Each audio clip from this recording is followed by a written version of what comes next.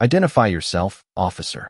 The voice came through Maya Reynolds's telephone with the cold precision of someone accustomed to emergencies, and for the first time that night, Officer Ethan Cole stopped speaking. He stood beneath the bright garage lights with a federal identification card in one hand and uncertainty spreading across his face. 5 feet away, Maya remained beside her black sport utility vehicle, dressed in a charcoal business suit, her grocery bag still resting near the open rear door.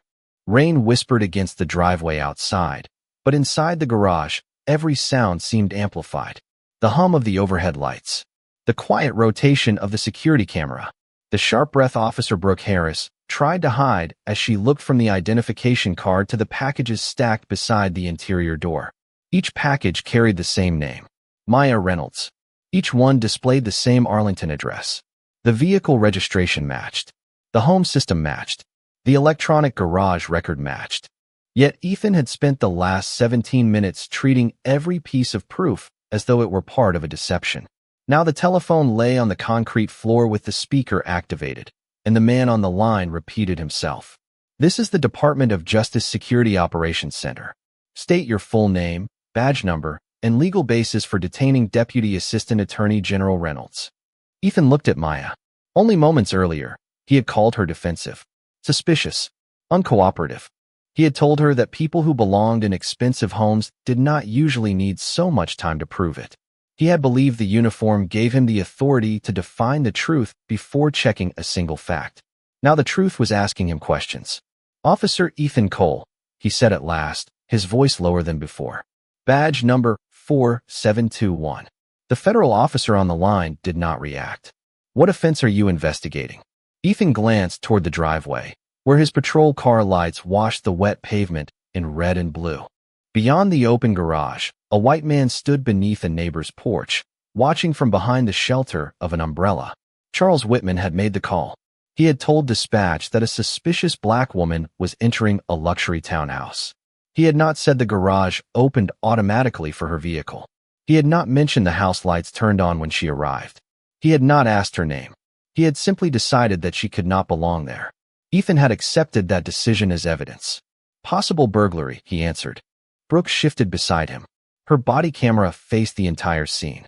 The address, vehicle, packages, and home system all confirm she lives here, she said quietly. Ethan turned toward her, stunned that his own partner had spoken against him. Maya did not smile. She did not celebrate. She looked at the federal identification card in his hand and said, "My title does not make your conduct wrong. The facts already did." 17 minutes earlier, at 8:26 p.m., Maya had driven into her own garage believing the hardest part of her day was over. She had no idea a neighbor was watching from across the street, preparing to turn her arrival home into an accusation.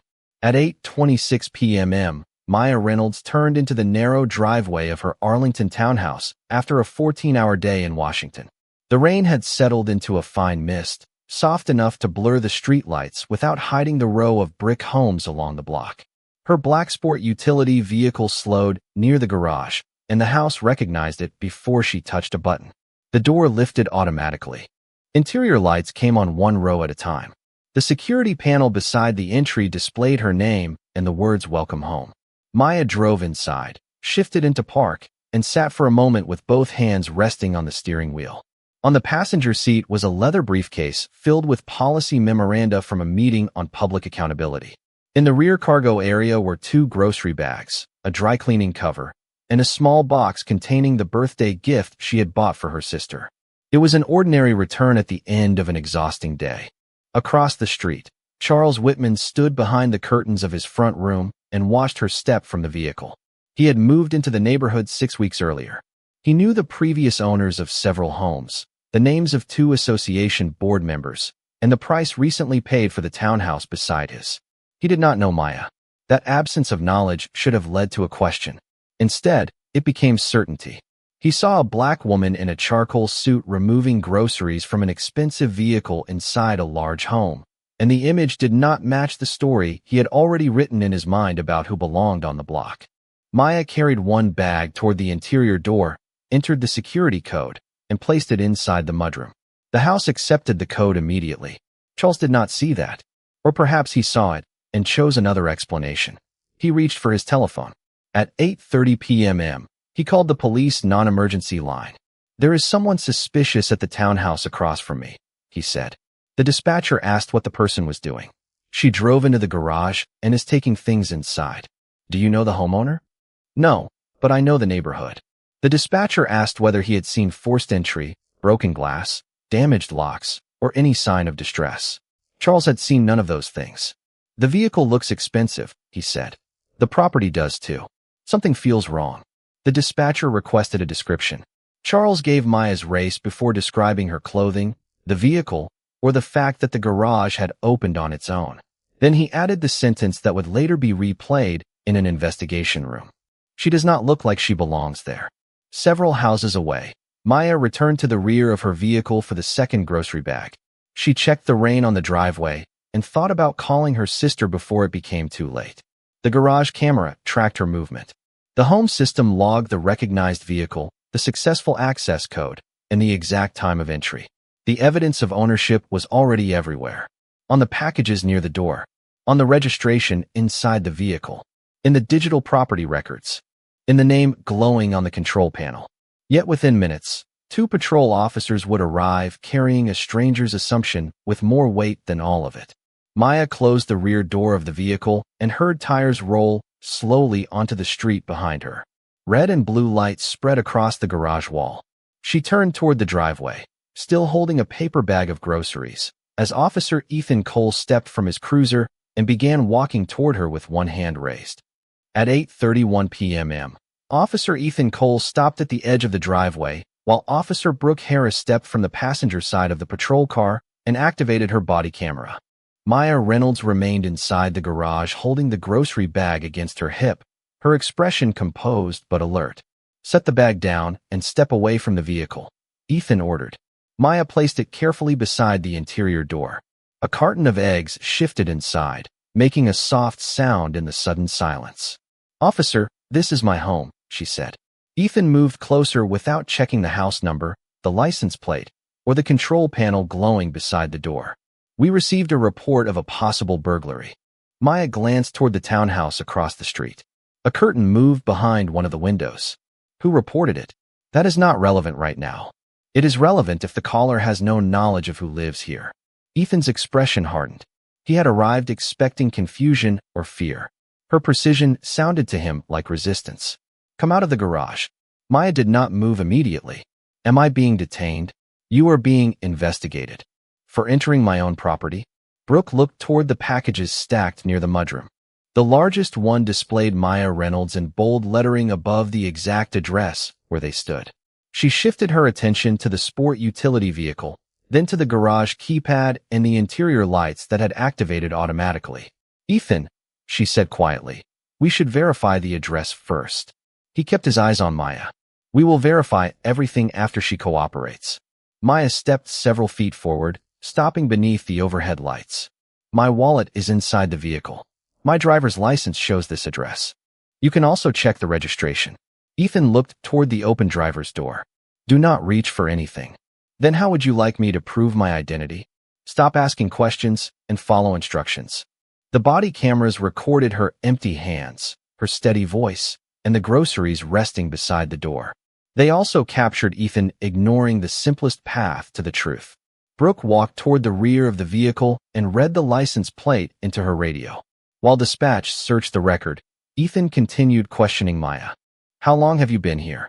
7 years. "Do you live alone?" "That has nothing to do with a possible property offense." "You are acting defensive." Maya looked directly at him. "You arrived at my home, accepted a stranger's assumption as evidence, and refused to check the documents I offered. I am asking you to explain your actions." Ethan stepped farther into the garage. The security camera above him rotated slightly, following the movement. People who belong somewhere usually do not make verification this difficult. The words settled over the space. Brooke turned toward him. Maya's face remained controlled, but the hurt beneath that control became visible.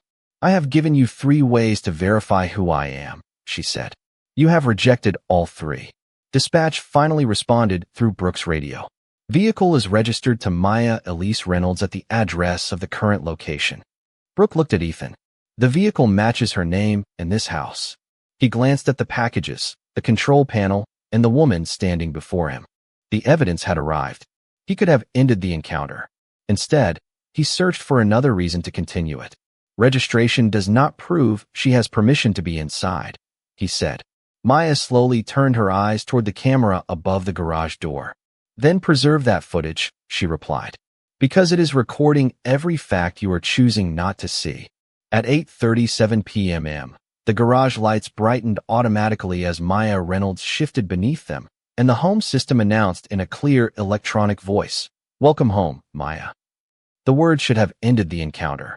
Instead, Officer Ethan Cole glanced at the control panel as though the house itself had joined a conspiracy.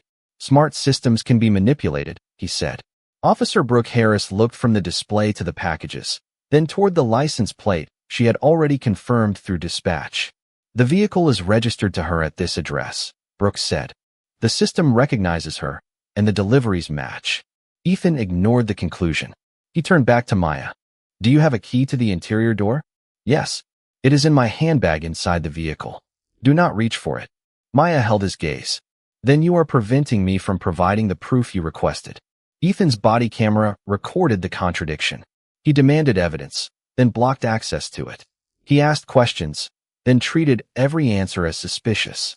Maya had spent much of her career reviewing how authority could become detached from facts, but standing inside her own garage made the pattern feel different. This was not a case file. It was her home. The shelves held gardening tools she had owned for years. The wall beside Ethan displayed a framed photograph of Maya and her sister at the townhouse's closing. Her name was printed on the household calendar near the door. The truth surrounded them. Yet he continued acting as though it had to arrive in a form he was willing to accept. Am I being detained? Maya asked. Ethan answered without hesitation. Yes. What specific facts support that detention? Your behavior is defensive. That is not a fact related to burglary. You keep challenging lawful instructions. I am asking you to identify them. The sentences became shorter. The garage became quieter.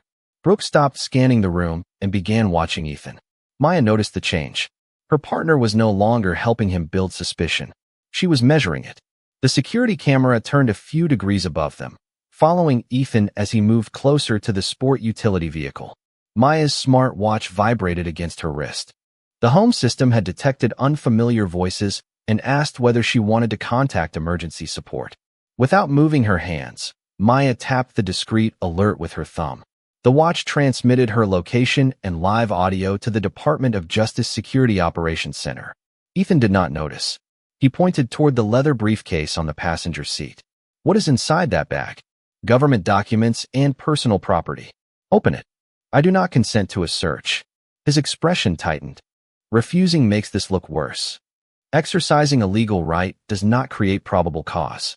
Brooke looked down briefly, then spoke into her radio. Dispatch, confirm property ownership for this address. Ethan turned sharply toward her. We already have enough to investigate. We have a caller's suspicion, Brooke replied, and every verified record points to her. Dispatch returned moments later. Property records list Maya Elise Reynolds as the owner and primary resident. The packages matched. The vehicle matched. The house matched. The property record matched. Ethan changed the reason. We still need to determine whether someone else is inside. Maya's voice grew quieter, not weaker. There is no one else inside. You are standing in my garage, and you have now received confirmation from 4 independent sources. Her watch vibrated again. A secure connection had been established. Somewhere across the Potomac, a federal security officer was listening as Ethan reached toward the briefcase, still determined to find evidence against a woman whose home had already proved she belonged there. At 8:41 p.m., Ethan Cole opened the passenger door of Maya Reynolds' sport utility vehicle and reached toward the leather briefcase. Brooke Harris spoke before his hand touched it. She denied consent. Ethan glanced at her. I am checking for identification. Her identity has already been confirmed. The words remained in the air while the body cameras recorded the disagreement. Maya stood beneath the garage lights, her posture steady, though the strain of the encounter had begun to show in the tightness around her eyes. Officer Cole, she said, you have verified the vehicle, the property record, the packages, and the home system. What legal basis allows you to open that briefcase? Ethan did not answer. He lifted the flap and saw a federal identification card clipped inside beside a stack of sealed documents. The gold seal caught the overhead light. He removed the card and read the name. Maya Elise Reynolds, Department of Justice, Deputy Assistant Attorney General. For the first time since arriving, Ethan became completely still. Brooke stepped closer and looked at the card without touching it. "Ethan," she said quietly, "close the bag." He ignored her. "What exactly do you do for the Justice Department?" Maya's expression did not change. "I supervise federal investigations involving abuse of public authority." The answer landed differently from every fact that had come before it. Ethan looked toward his body camera, then at the security camera above the garage door. He had spent 11 minutes dismissing evidence, changing explanations, and describing Maya as defensive because she asked him to justify his decisions. Now he understood that the woman standing before him knew precisely how those decisions would be reviewed. "Why did you not tell us that earlier?" he asked. Maya looked at the identification card in his hand. "Because my job is not what makes this my home." Brooke's eyes shifted toward Ethan. "She is right." He turned toward her. "We responded to a possible burglary, and every record cleared that possibility." The caller sounded certain. Maya's voice sharpened slightly. "A stranger's certainty is not probable cause." Ethan held the card tighter, searching for a way to preserve the authority he believed was slipping away. "Your behavior complicated this." "My behavior?" Maya asked. "I offered identification. You prevented me from retrieving it. I asked you to verify the address. You delayed. I declined a search. You opened my vehicle anyway. Which part of that created suspicion?" Ethan started to answer, but Maya's telephone began ringing from where it rested near the grocery bag. The screen displayed Department of Justice Security Operations. Her watch had completed the emergency transmission. Brooke looked at the telephone, then at Ethan. "Put it on speaker," she said. Maya did not move. "Officer Cole can place my identification back in the briefcase first." Ethan hesitated, then returned the card. He closed the flap, but left the passenger door open. Maya stepped toward the telephone only after Brooke nodded that she could. She answered and activated the speaker. "Reynolds speaking." A man's voice responded immediately. "Deputy Assistant Attorney General Reynolds, this is Special Agent Daniel Ruiz. We received your emergency alert and live audio. Are you safe?" Maya looked at both officers. "I am physically safe. I am being detained in my own garage despite confirmed ownership." Ruiz's tone became colder. "Identify the officers present." Ethan glanced toward the driveway, where Charles Whitman still watched from beneath his porch. 17 minutes earlier, Ethan had arrived believing that man's suspicion was enough. Now the federal officer on the telephone was asking for facts. Brooke gave her name and badge number first. Ethan remained silent. Ruiz repeated the request. "Officer, identify yourself and state the legal basis for the detention." Ethan looked at Maya's home, her vehicle, her packages, and the cameras preserving every moment. There was nowhere left for his first assumption to hide. At 8:43 p.m., the garage became silent except for rain tapping against the driveway and the faint electronic hum of the security system. Special Agent Daniel Ruiz waited on the speaker while Officer Ethan Cole stared at the telephone as though the question itself were unfair. "Officer, identify yourself and state the legal basis for the detention," Ruiz repeated. Ethan finally gave his full name and badge number. "We responded to a possible burglary," he said. The subject was unable to immediately prove she belonged at the property. Brooke Harris turned toward him. Her expression changed from uncertainty to disbelief. "That is not accurate," she said. "She offered identification when we arrived.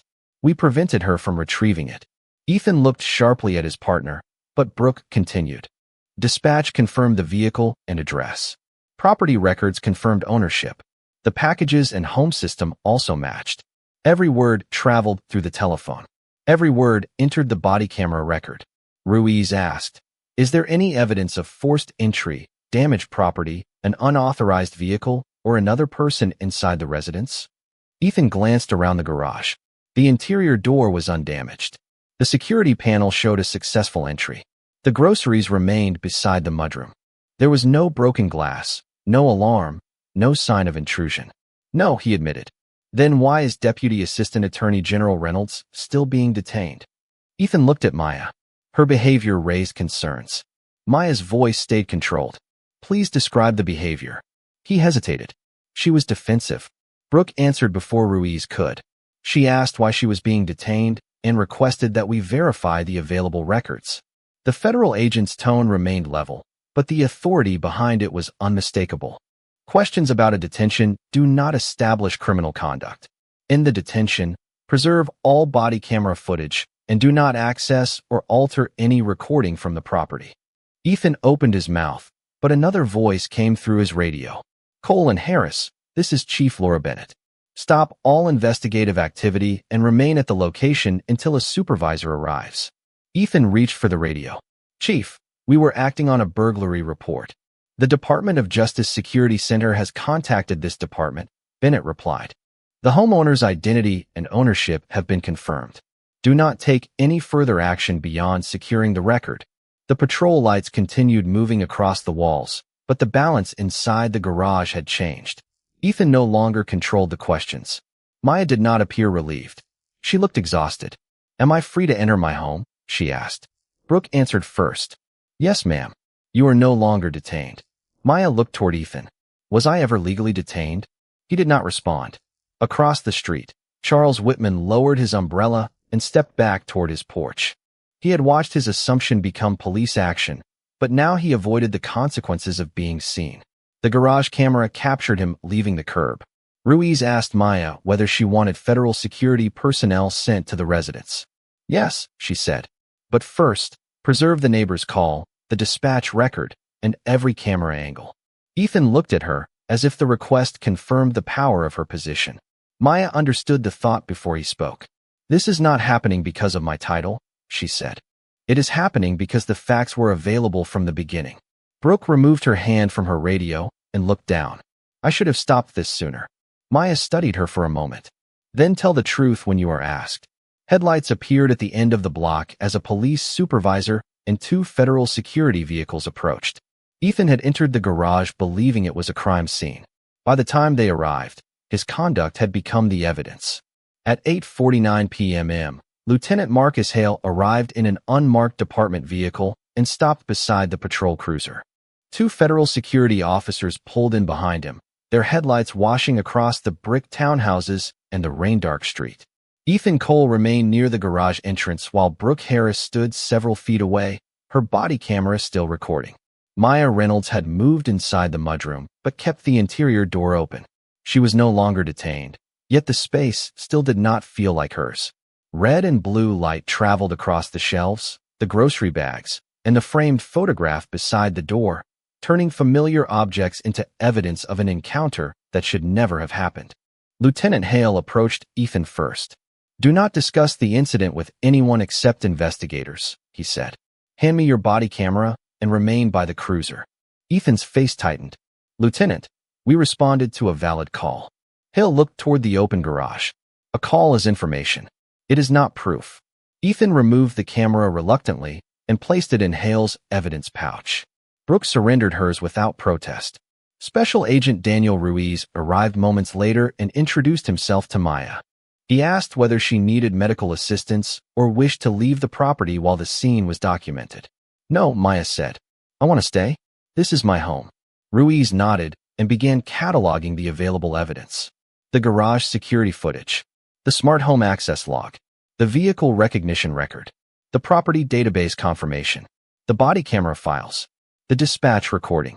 Each source told the same story from a different angle. Maya had arrived through an automated entrance registered in her name. She had offered identification. She had remained composed. Ethan had ignored confirmation after confirmation. Across the street, Charles Whitman stood inside his front doorway while another officer approached to take a statement. The body camera captured his first explanation. I was only trying to protect the neighborhood, he said. The officer asked what specific crime he had witnessed. Charles looked toward Maya's house. I did not see a crime exactly. It just seemed unusual. What seemed unusual? Charles hesitated. I had never seen her before. You moved here 6 weeks ago, the officer said. Had you met every homeowner on the block? Charles lowered his eyes. The answer was obvious. Inside the garage, Brooke asked to speak with Lieutenant Hale privately, but he told her any statement would need to be recorded. She agreed. Officer Cole made the decision to continue, she said. But I saw the packages and heard dispatch confirm the address. I should have intervened before he entered the vehicle. Ethan looked toward her from beside the cruiser. You agreed there might be a burglary. Brooke faced him. At first. Then the facts changed. That sentence became the dividing line between them. Brooke had been wrong and admitted it. Ethan had been wrong and searched for protection. At 9:07 p.m., Chief Laura Bennett arrived and reviewed the preliminary timeline on a tablet. She watched the first minutes of body camera footage without speaking. When the recording reached Ethan's statement that people who belonged somewhere did not make verification difficult, Bennett paused it. Did he say this before or after the vehicle registration was confirmed? She asked. Hale answered, after. Bennett resumed the footage. At 9:18 p.m., she ordered Ethan placed on administrative leave pending investigation. Brooke was reassigned from patrol while her conduct was reviewed. Ethan stared at the written notice. This is because she works for the Department of Justice. Maya heard him from the garage. She stepped forward, exhausted but composed. No, Officer Cole. This is because the house, the records, your partner, and your own camera all told you the truth, and you decided your assumption mattered more. He had arrived expecting Maya to prove she belonged. Before the night ended, every record was asking whether he belonged in a position of public trust. By 10:06 p.m., the patrol lights had disappeared from Maya Reynolds' driveway, but their colors still seemed trapped inside the garage. The groceries remained where she had set them down. The carton of eggs was unbroken. The birthday gift for her sister was still tucked inside the vehicle. Nothing had been stolen, damaged, or disturbed except the sense of safety she had carried home.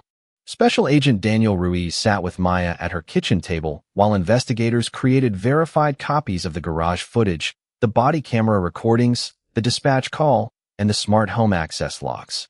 Maya watched the timestamps align. At 8:26 p.m., the house recognized her vehicle. At 8:27 p.m., her access code opened the interior door. At 8:30 p.m., Charles Whitman described her as suspicious without reporting a crime.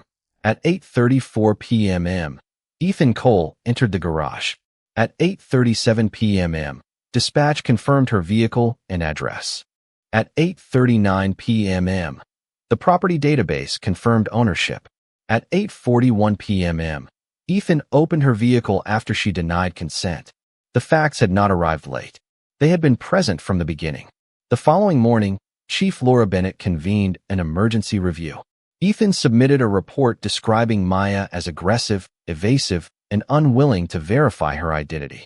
Brooke Harris submitted a separate statement acknowledging that Maya had remained composed and that multiple records confirmed ownership before the detention ended. The investigators placed Ethan's words beside the recordings. The difference was immediate. His report said Maya refused identification. The video showed her offering access to her wallet. His report said the property could not be verified. Dispatch had confirmed it twice. His report said he entered the vehicle because of an urgent safety concern. The audio contained no such concern until after Maya denied consent. Each sentence meant to protect him became another reason to question his judgment. Charles's call received the same scrutiny. Investigators heard him describe the neighborhood, the value of the home, and Maya's race before admitting he had witnessed no forced entry. When asked why she seemed suspicious, he had said she did not look like she belonged. That sentence could no longer hide behind the phrase concerned neighbor. Within 48 hours, the department opened a formal bias investigation and notified the city's Civilian Oversight Office. Ethan remained on administrative leave. Brooke was removed from street duty but agreed to cooperate fully, including acknowledging the moment she should have intervened. Maya declined requests for an immediate public statement. She did not want the story reduced to a dramatic headline about officers choosing the wrong woman. Instead, she submitted a written demand for policy review. Calls involving a suspicious person would require dispatchers to document observable conduct rather than impressions. Officers would be required to reassess detention when ownership records contradicted the original allegation. Supervisors would review any incident in which a resident was questioned inside a home linked to their verified identity. Chief Bennett read the proposal twice. These changes will affect every officer, she said. Maya looked at the frozen garage image on the conference screen. That is the purpose. The department had expected her title to be the most dangerous fact in the case. It was not. The most dangerous fact was that cameras had preserved how easily an assumption became authority, and how long that authority continued after the truth had already arrived. 3 months later, the city released the findings of the independent review. Officer Ethan Cole had ignored verified ownership records, extended the detention without sufficient cause, entered Maya Reynolds' vehicle after consent had been denied, and submitted a report that did not match the recorded evidence. His employment was terminated following the administrative hearing. The decision did not come because Maya worked for the Department of Justice. It came because the garage camera, the body cameras, the dispatch logs, and his own words left no honest explanation for what he had done. Officer Brooke Harris received formal discipline for failing to intervene sooner, but her cooperation changed the outcome of her case. She completed remedial training, returned to duty under supervision, and later spoke to new officers about the moment she realized that loyalty to a partner could not come before duty to the truth. Chief Laura Bennett adopted the policy reforms Maya had proposed. Dispatchers were instructed to separate observable conduct from assumptions. Supervisors were required to review detentions when verified property records contradicted a caller's claim. Officers responding to suspicious person reports were trained to ask what crime had actually been witnessed before turning fear into police action. Charles Whitman issued a written apology, but Maya did not accept a private sentence as the end of a public harm. She agreed to meet with him only during a neighborhood forum attended by residents, city officials, and community advocates. Charles admitted that he had judged her before knowing anything about her. Maya listened, then answered with the same restraint she had shown in the garage. An apology matters only when it changes what you do the next time fear asks you to invent a crime. The neighborhood association created a resident welcome program so that new arrivals would meet the people living around them instead of building assumptions through windows and curtains. Maya continued her work in Washington, but the incident stayed with her in quieter ways. For several weeks, she paused before opening the garage door at night. She checked the street twice. She watched unfamiliar cars in the mirror. The house still recognized her immediately, yet the feeling of being recognized no longer guaranteed the feeling of being safe. One evening, near the beginning of spring, Maya returned home beneath a clear sky. She entered the driveway, and the garage opened without hesitation. The lights came on in sequence. The control panel displayed her name. She parked, carried a grocery bag toward the interior door, and stopped where Ethan had once demanded proof that she belonged. The security camera turned gently above her. Maya looked toward it, not with fear, but with understanding. Cameras could preserve truth, but they could not create courage. That responsibility still belonged to people. She placed the groceries inside, returned for her briefcase, and pressed the wall control. The garage door began to close. Across the street, Charles stood near his mailbox. He gave a respectful nod and continued walking without staring. Maya watched the final strip of evening disappear beneath the descending door. The home system announced, "Garage secured." This time, the words felt complete. They had asked her to prove she belonged in her own home. In the end, the records proved something larger. The person who never belonged in control of that moment was the officer who had chosen assumption over evidence. He thought her garage was the crime scene. By midnight, his conduct was the evidence, and by the time the investigation ended, the truth had changed more than one officer's career. It had changed the rules that allowed suspicion to wear the uniform of certainty.